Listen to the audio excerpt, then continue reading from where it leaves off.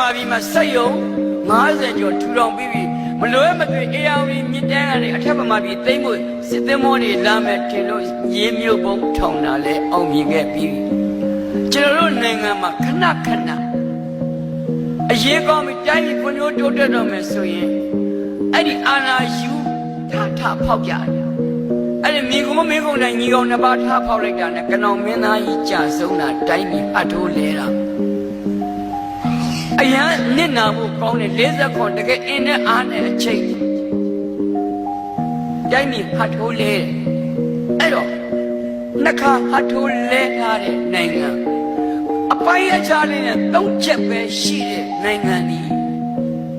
ဒီနေ့အချိန်ဒီပြန်တွက်ကြည့်နှစ်ပေါင်း80နာကတ်တယ်လူတော်မှ80ဆိုရင်မကောင်းတော့တိုင်းပြည်နဲ့အိုပြီးကျွန်တော်တို့လည်းလူတွေလည်းအိုနေကြတယ်အဲ့တော့ပျော်မြင့်နေတဲ့ကလေးတွေအဲ့ဒီအိုတဲ့အမွေကြီးတစ်ခုတော့လက်စစ်ကမ်းမပေးကျင်တော့